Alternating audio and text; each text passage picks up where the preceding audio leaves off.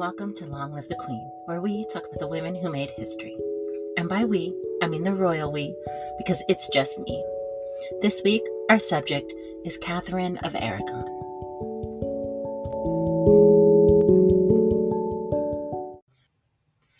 Henry liked to play dress up. At one point, Henry and his gentlemen dressed up as Robin Hood and his merry men and went to Catherine's rooms, where she was with her ladies. This sounds all very cute and romantic. But keep in mind, Robin Hood for them was a contemporary criminal who robbed rich people. So it would be like someone dressing up like a thief, breaking into your house, pretending to rob you, and then being like, JK, not here to rob you, let's party. And then you dance. Catherine understood the assignment and went along with the role play. She even met his domestic needs by sewing his shirts for him. She was a doting wife. About 6 weeks into their marriage, Catherine was pregnant. For the next 6 months, the royal couple seemed happy. But when she was about 6 months pregnant, Catherine miscarried her baby, a little girl. This would have been devastating for Catherine. But she was told she had been pregnant with twins and that one of them had survived. But gynecology wasn't at its peak, and they had decided that because her stomach was still big, like she was pregnant, that she must still be pregnant. But she wasn't still pregnant. No baby came, and her stomach slowly went down. She would menstruate, and it would swell up again, and then slowly deflate. They hadn't announced the miscarriage because they thought she was still pregnant, so it just kind of awkwardly passed by. The queen was pregnant. Now she isn't, and there's no baby. As soon as the royal couple realized Catherine was not pregnant, they went back to trying. But not for long, because she was pregnant again. 11 months after her miscarriage, she gave birth to her second baby, a little boy they named Henry. He was born on January 1st, 1511. For the second year in a row, Catherine missed Christmas because she was in confinement waiting to have a baby. Prince Henry was christened 4 days later. His mother was likely not in attendance. Catherine's pregnancies had a lot of rules about her delivery. Some of these rules were tradition, some were the medical advice of the age, and some were put in place by the king's grandmother, Margaret Beaufort, who herself had a traumatic birthing experience when she was only 13. 6 weeks before her delivery, Catherine went into confinement. Confinement was where the pregnant queen, in preparation for birth, would go into a confined room or rooms, a small space. The windows would be covered up to keep the sunlight out, and the windows themselves could only be opened just a crack to let in some air occasionally. They couldn't even stay open. It was, if you're really feeling like you're suffocating, crack a window for a few minutes, but that's it. The queen would be attended to by her ladies, so she wouldn't be alone. But they would all go into some kind of quarantine together. To our modern minds, that sounds ill-advised, although there were a lot of illnesses going around. I mean, they didn't have antibiotics, so there wasn't a lot to fight against other than self-quarantine. My doctor told me to get outside, exercise, go on walks, but that was not the advice of the time. You sat or laid in a dark room with your ladies and waited 6 weeks for your baby. Nothing lively could be done, but the ladies could read the Bible out loud by candlelight or work on needlepoint, although needlepoint in dim light sounds like a challenge to me, so probably not a lot of that, but they didn't have Netflix. When the baby was born, he or she would go off to the wet nurse, and the queen would, when she was recovered, be churched.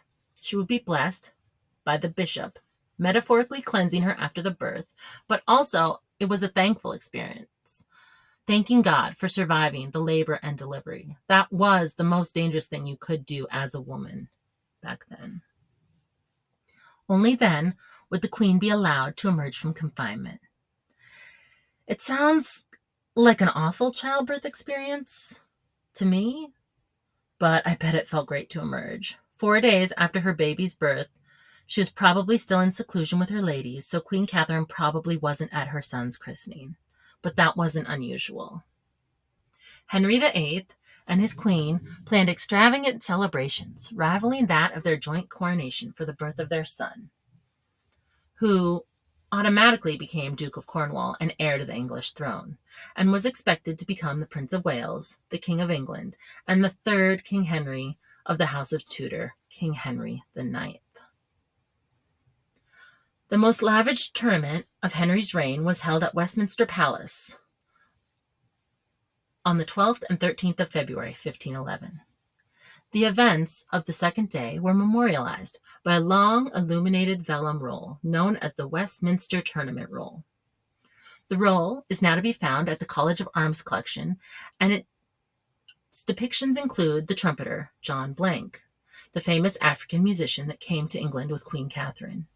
The whole event cost £4,400, more than 6 months' income for some of the wealthiest nobles in England.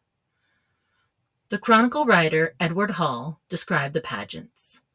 Fabrics and costumes featured the royal initials for Henry and Catherine. The pageants on the first day included a castle in a forest drawn into the tilt yard by a lion and an antelope led by wild men. 4 knights, played by King Henry and some of his friends, emerged from the castle and saluted Queen Catherine. It was a big production. The king really liked to dress up in costumes. The royal couple was young and happy, and so very, very extra. But they were excited to have an heir. Prince Harry, unfortunately, only lived to be 52 days old. He would never become King Henry IX. To this exact day, there hasn't been a King Henry IX of England. If a king of England were to be named Henry, he would be the 9th. That name was never returned to. The royal couple didn't know what Prince Henry died from. None of us do. Though I have heard fever mentioned, all we know for sure is that he died in February of 1511. But like Henry's parents, they were young and assumed more children would follow. Catherine wrote to her father apologizing for the miscarriage. The known science of the day was that it would have been Catherine's fault. They didn't really have therapy or marriage counseling back then. The closest thing they had to that was confession with your priest, and they did a lot of that. Most days, they attended Mass 3 to 5 times a day. But they also decided that war would help with their hard time. Got to get that aggression out. On the 11th of June, 1513, Henry appointed Catherine regent in England with the titles Governor of the Realm and Captain General, while he went to France on a military campaign. Her mother had led a military when she was queen. Catherine could be trusted to run the country. When a French general named Louis was captured, Henry sent him to stay in Catherine's household. She wrote to Wolsey that she and her council would prefer that the Duke stay in the Tower of London, as the Scots were so busy as they now be. And she added her prayers for God to send us as good luck against the Scots as the king hath there. The war with Scotland occupied her subjects, and she was also busy, horribly busy, making standards and banners and badges. She didn't have time to deal with French generals. So to the Tower he went.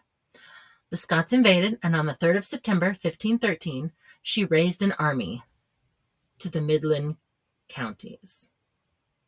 Catherine rode north in full armor to address the troops, despite being heavily pregnant at the time. She's pregnant again.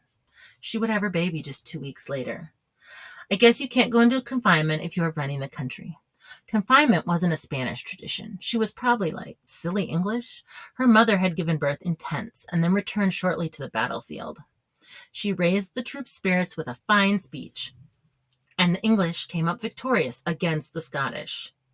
She sent a letter to King Henry along with a piece of the bloody coat of King James IV of Scotland, who had died in the battle, so that Henry could use the jacket as a banner to show everyone, look, this used to be the jacket of the Scottish king, and now he's dead. Do not fight me. I will win. Word on the street was that Catherine was disappointed to just send the bloody jacket. She wanted to send her husband King James' corpse. She was very pregnant and not messing around. But the English nobles were like, maybe we just send the coat. So she reluctantly agreed. She thought the English were a little weak and they couldn't handle shipping a corpse to France of a Scottish king. 2 weeks later, Catherine either experienced a miscarriage or a stillbirth. The baby, another boy, lived for at most a couple of hours. There's no recorded reason for his passing. About 7 months later, Catherine was pregnant again. She had spent more of her marriage pregnant than not, and still had no surviving children. This would have been heartbreaking and disappointing to the now 28-year-old queen. She had no surviving children, and they didn't have any explanation for their deaths. Something was going terribly wrong. Until this point, Henry had kept a lot of his father's governments. His advisors were trusted holdovers. They were wise, but getting older. His father's old chancellor resigned, and he needed a replacement. Enter the new Archbishop of York, Thomas Wolsey. Thomas Wolsey was an archbishop, but also had a secret mistress and 2 kids. That wasn't allowed. But Wolsey got what Wolsey wanted, usually. He likely pushed his boss to retire and set himself up to take over. The king was young, and he needed someone to tell him what to do.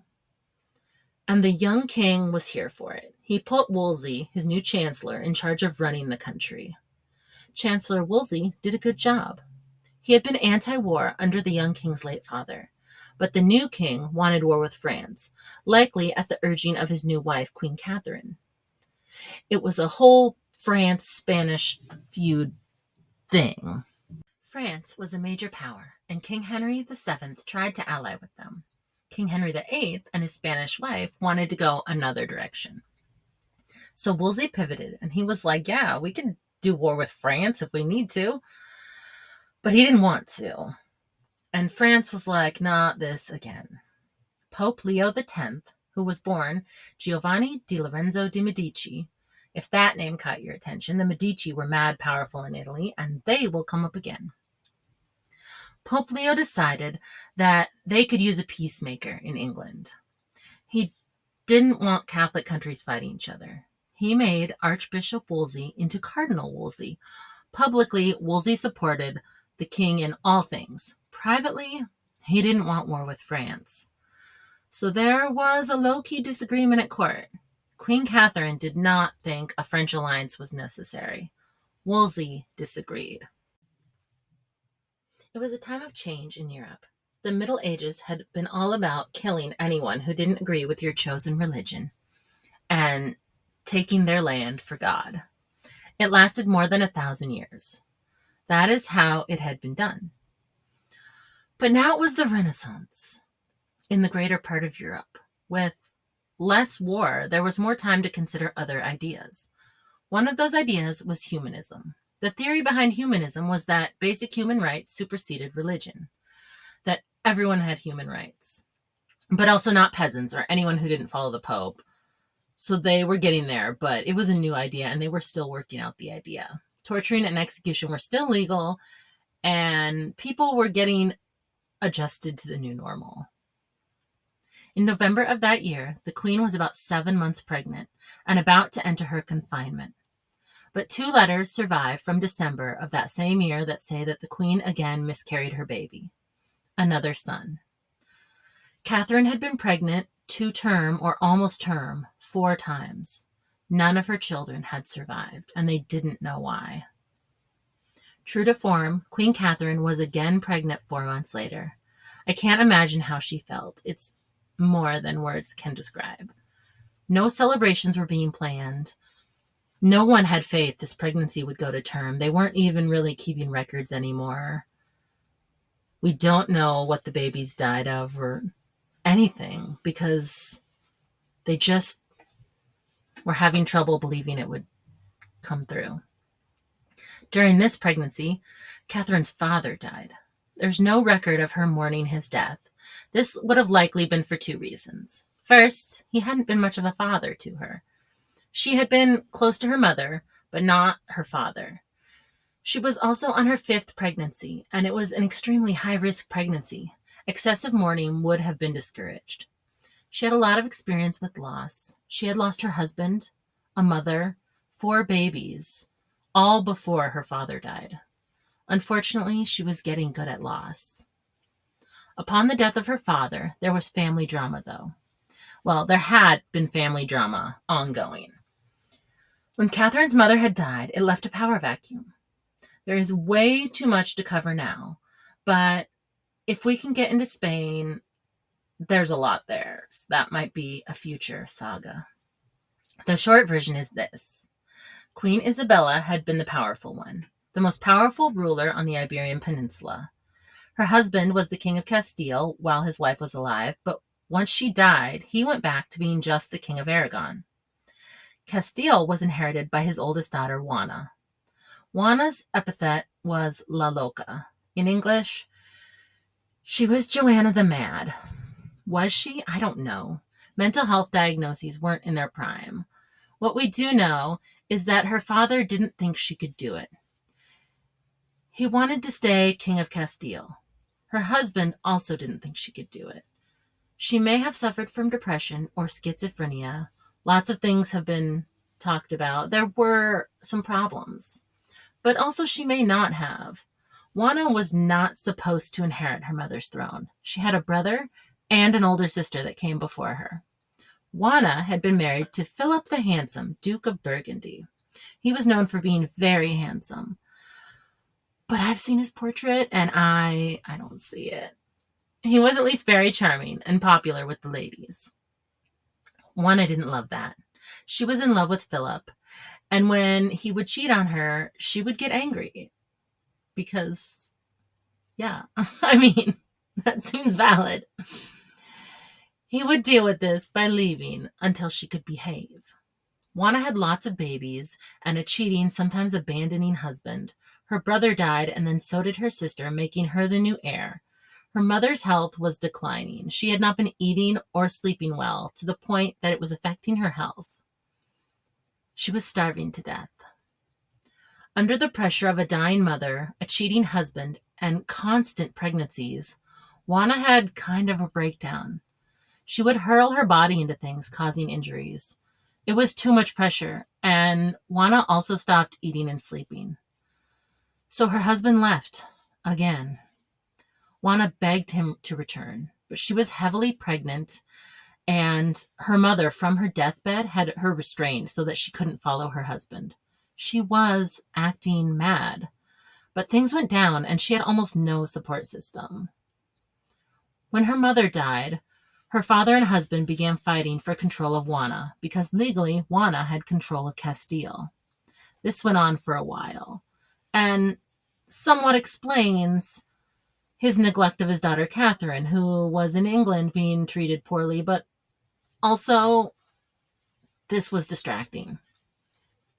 Generally, public support for Juana and her philandering husband were the thing.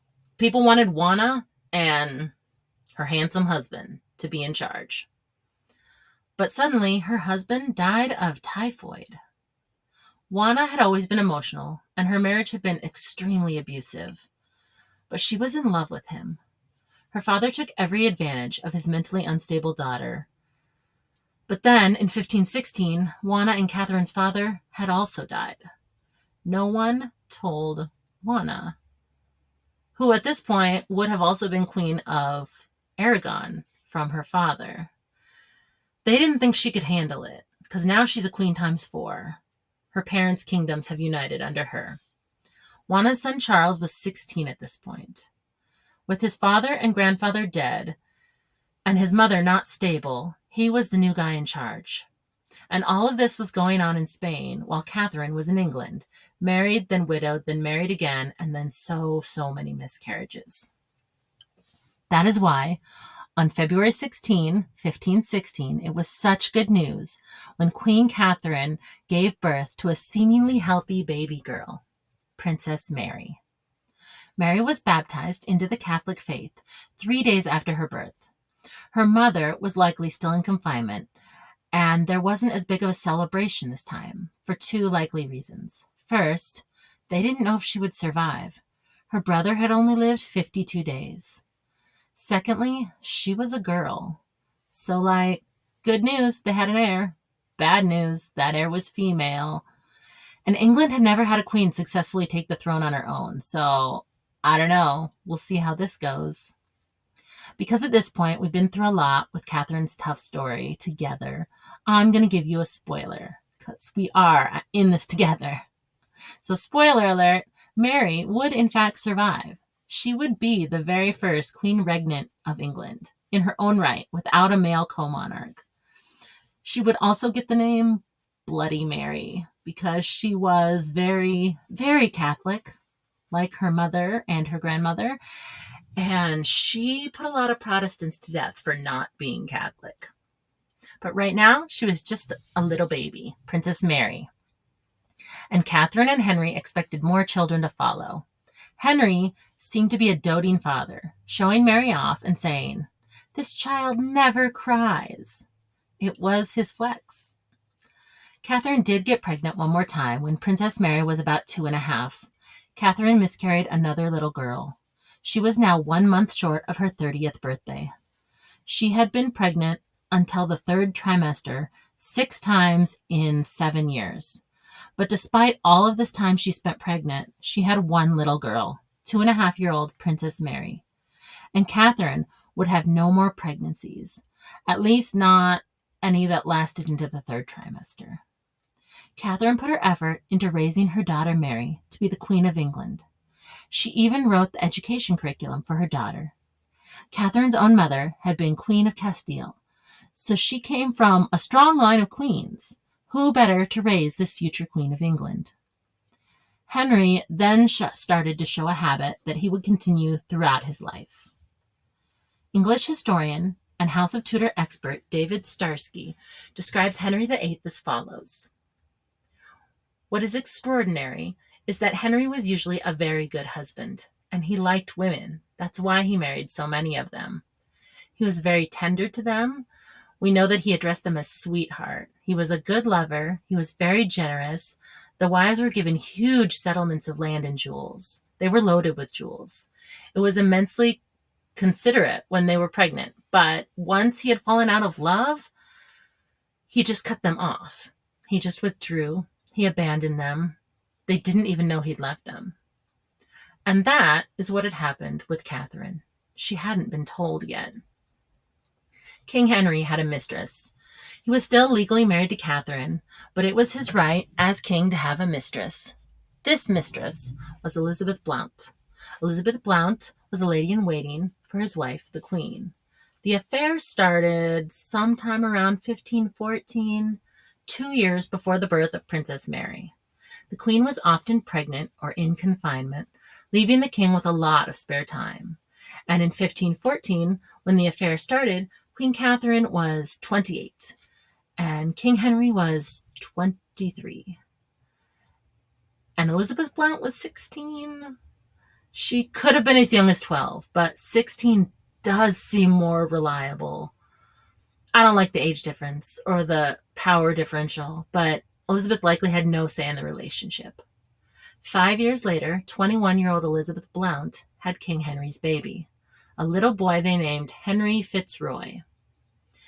He was illegitimate, but he was recognized by his father, the king, and created Duke of Richmond and Somerset and Earl of Nottingham.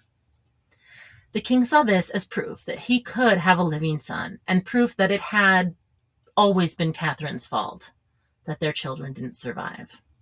A saying during this time had been, "Bless ye Bessie Blount," because she had allowed the king to prove that he was capable of having surviving sons. This wasn't great news for Queen Catherine, but she was able to hold her anger back and even congratulated her husband on his new son. I can't even with this man. She was trying to be breezy, but she had one baby after 6 pregnancies, and her husband's mistress had had a baby boy on her first try. Henry was nearing 30 and still fit and handsome. Catherine, though only 35, was starting to show the signs of 6 pregnancies. They were only 5 years apart, but this is when the narrative of King Henry being married to an elderly woman started. So here's the problem of one illegitimate son and one legitimate daughter. Who will rule? England preferred males, but they also preferred legitimate children. This would be a tough decision. When you don't trust women or bastards, it's tough to find a ruler sometimes. There was a suggestion that Mary be married to Henry's bastard, because together they would be stronger than apart. But they were siblings. They shared a father. So even for the time, people were like, that seems kind of close. Like, you want to marry your cousin? Yeah, maybe. Your sibling, though, I don't know, doesn't seem great. They didn't know it at the time, but the baby-making problem was probably Henry's. Henry isn't known for having tons of surviving kids, and the man did get around. Multiple of his wives had problems bringing a baby to full term. Had two of his children married each other, the line was not likely to last long. And luckily, someone was finally able to say, no, I don't think so. This may be too far. When Princess Mary was 4 years old, she was put into the custody of her governess, Margaret Pole, the cousin of King Henry's mother, Elizabeth of York. Both Margaret and Elizabeth have their own episodes if you need a refresher. Margaret had also been Queen Catherine's lady-in-waiting, both when she was married to Prince Arthur and when she was married to King Henry. Margaret probably would have been at Mary's birth, with the Queen in confinement. She could have also been at the other 5 births. She likely was. Mary was the Princess of Wales, the traditional title for the heir to the throne. She was sent to Wales to learn how to rule as if she were a boy, indicating that the royal couple had doubts about being able to conceive again.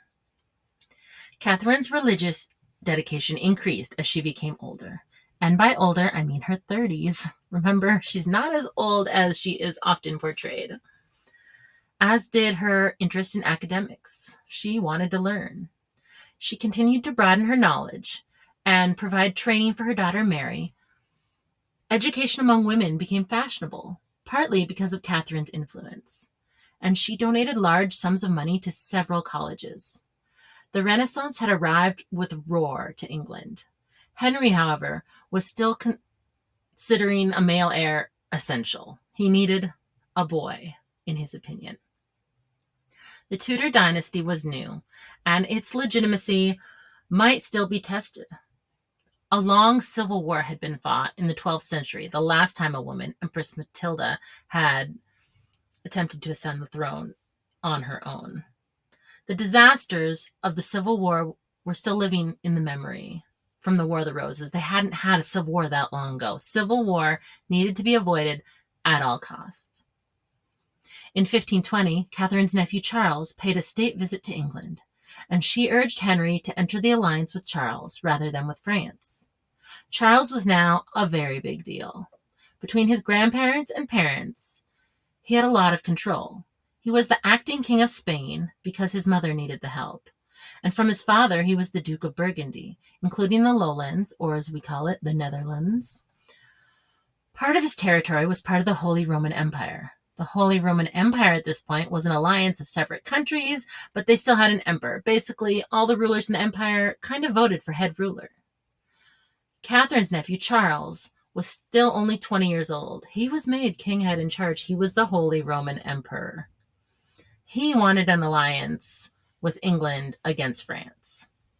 Catherine was in favor of this Holy Roman alliance because that was her nephew. The suggestion was made that Charles be betrothed to Mary. He was a 20-year-old king, and that would help England out on paper. Princess Mary was only 4, so the wedding would have to wait. This marriage didn't happen, and that's probably a good thing. Charles was Mary's cousin, her first cousin, and he had what's known as the Habsburg jaw. If you don't know what that is, you can Google it. The Habsburg jaw was from the massive inbreeding that the Habsburg family practiced. Marrying your inbred cousin isn't the best look, even if he is the Holy Roman Emperor. You can share your thoughts with me at longlivethequeenpodcast@gmail.com or on Facebook or Instagram at longlivethequeenpodcast. If you enjoyed this episode, you can support it by buying me a coffee at buymeacoffee.com/longlivethequeen. Long live to all the queens out there, and until next week, bye.